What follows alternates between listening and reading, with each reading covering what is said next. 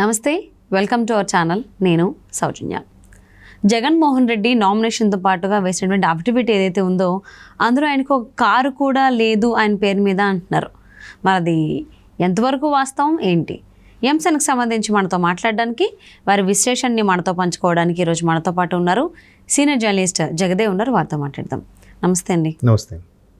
అంటే ఒక రాష్ట్రానికి ముఖ్యమంత్రి, మాజీ ముఖ్యమంత్రి అయినటువంటి స్వర్గీయ వైఎస్ఆర్ గారికి కొడుకు, ఒకగానొక కొడుకు, ఈయన ఈ పేరు మీద కారు లేదు అనేది అఫిడవిట్లో చూపించడం ఎంతవరకు వాస్తవం?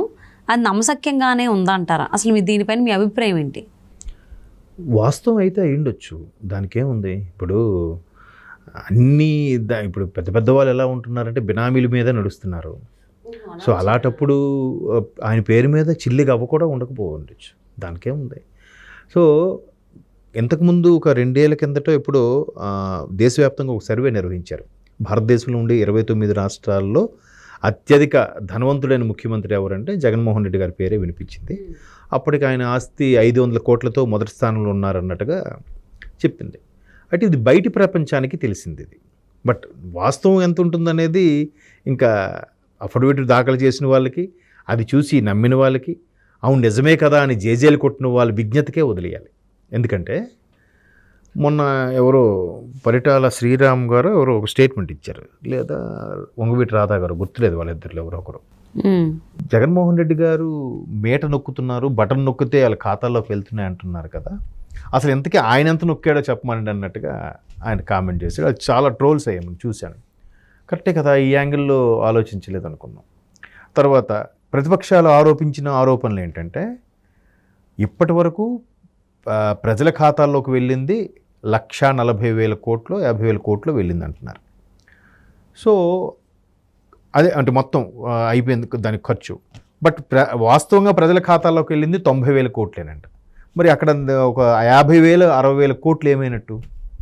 వీళ్ళు చూపిస్తున్నది అంటే రైతు బంధు అని కానీ, లేదంటే అమ్మఒడి అని కానీ, ఆశ అని కానీ, లేదా ఆటో డ్రైవర్కి ఇచ్చే పథకాలు కానీ, అలాంటివన్నీ తీస్తే మొత్తం మీద 90,000 కోట్లు ఎంతో లెక్క చూస్తుందంట. బట్ రాష్ట్ర బడ్జెట్ చూపించింది మాత్రం 1,40,000 కోట్లు ఎంత అంటున్నారు 5 ఏళ్ళు కలిపి. మరి అక్కడ 50,000 కోట్లు ఏమైనట్టు? నెక్స్ట్, ఈడీ ఇప్పటివరకు అప్పట్లో జగన్మోహన్ రెడ్డి గారు అరెస్ట్ అయిన తర్వాత 1,00,000 కోట్లు అంట. 1,00,000 కోట్ల అని అందరూ నోరు ఎల్లబెట్టారు. 1,00,000 పక్కనే 5 సున్నాలు ఉంటాయి, కోటి అంటే మరొక 7 సున్నాలు ఉంటాయి. ఆ ఒక 7 ఈ ఒక 5 దగ్గర దగ్గర 12-13 సున్నాలు 1,00,000 కోట్లు అంటే, ఒకటి పక్కన అన్ని సున్నాలు అంటే మనం నిజంగా పేపర్ మీద కూడా అక్కడ చూసుంటాం ఫిగర్. సో అది కాసేపు ఊహ అపోహ, అది రోమరు అనుకుందాం. బట్ ఈడీ జప్తు చేసిందే 38,000 కోట్లు కదా. మరి ఆ 38,000 కోట్లు ఎక్కడివి, ఎవరికి ఇస్తారు, ఎవరి ఖాతాలో వేస్తారు? నెక్స్ట్, ఎక్కడైనా ఫర్ ఎగ్జాంపుల్ ఒక భూకంపం వచ్చింది అనుకోండి, పలానాది జపాన్లో భూకంపం వచ్చింది, అక్కడ 10,000 మంది చనిపోయారు అని చెప్పి రాస్తారు. 10,000 మంది చనిపోయారా, మనం ఒక్కసారి నోరెళ్ళు పెడతాం. వాస్తవానికి అక్కడ ఇంకా ఎక్కువే అయి ఉంటుంది.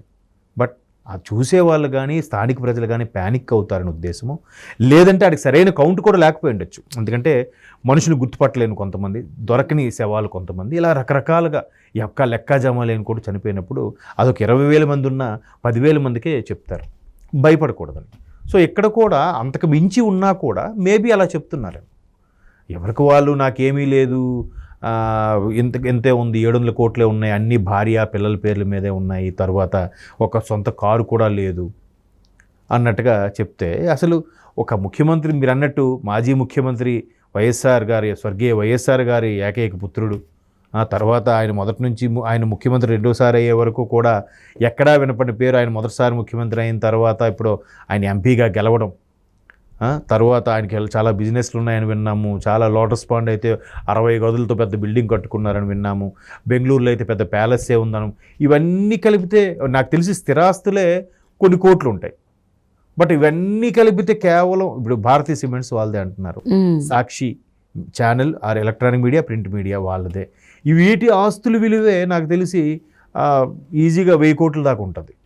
వాటిపై ఎక్కడెక్కడ పేపర్ యూనిట్లు పెడతారు, అందులో కొన్ని స్థిరాస్తులు ఉంటాయి, కొన్ని చరాస్తులు ఉంటాయి, ఆ ఎక్విప్మెంటు ఇవన్నీ కూడా కుదిరితే ఎంతమంది ఉంటుంది?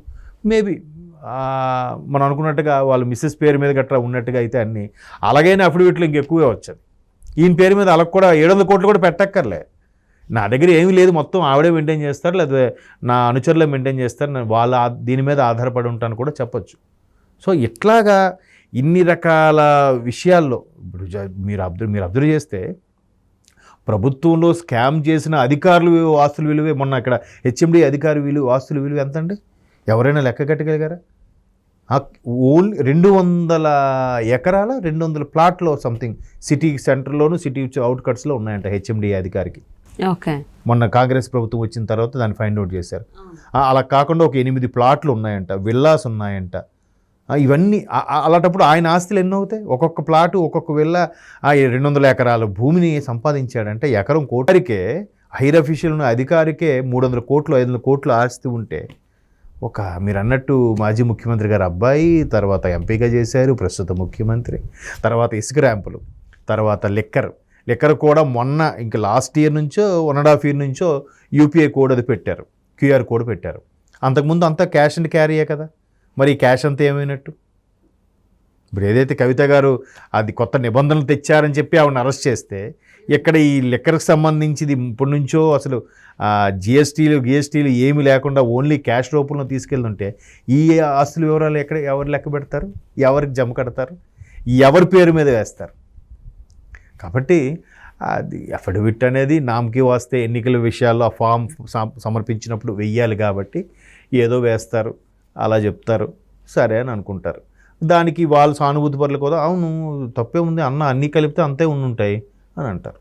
అసలు ప్రభుత్వం వచ్చిన 5 ఏళ్ళలోనే ఒక క్లాస్ 1 కాంట్రాక్టర్ ఈజీగా 200 కోట్లు సంపాదిస్తుంటే ఒక అధికారంలో ముఖ్యమంత్రికి అంత తక్కువగా ఉండడం అనేది ఆశ్చర్యం అనిపిస్తుంది. మేబీ దాన్ని ఎంత చక్కగా మ్యానిపులేట్ చేసి మాడిఫై చేసి చూపించారనేది వాళ్ళ యొక్క ఆడిటర్లు వాళ్ళ దగ్గర ఉండే నిష్ణాతులు గొప్పతనంగా మనం చెప్పుకోవచ్చు ఒక విధంగా. అంటే ఇంతకుముందు సబ్మిట్ చేసినట్టు అఫిడవిట్కి ఇప్పుడు రీసెంట్గా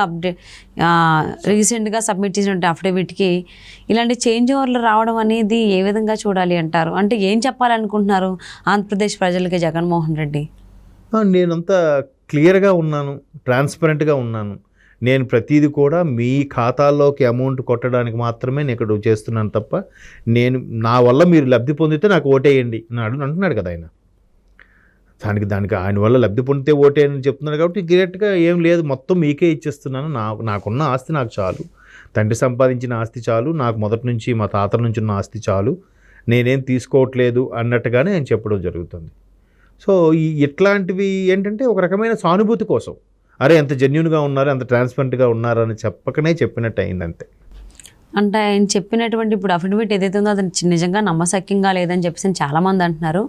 ఏదో అంటే ఆంధ్రప్రదేశ్ ప్రజల్ని ప్రలోభపెట్టడానికి ఏదో ఇదంతా చేశారన్నట్టుగా అంటున్నారు చాలామంది విశ్లేషకులు. చూద్దామండి మరి జగన్మోహన్ రెడ్డి సబ్మిట్ చేసినటువంటి అఫిడవిట్కి సంబంధించి ప్రజలు ఏ విధంగా ఫీల్ అవుతున్నారు, వాళ్ళ తీర్పుని ఏ విధంగా ఇస్తారు అనేది రాబోయే రోజుల్లో తెలుసుకుందాం. Thank you so much Jagadev గారు. Thank you.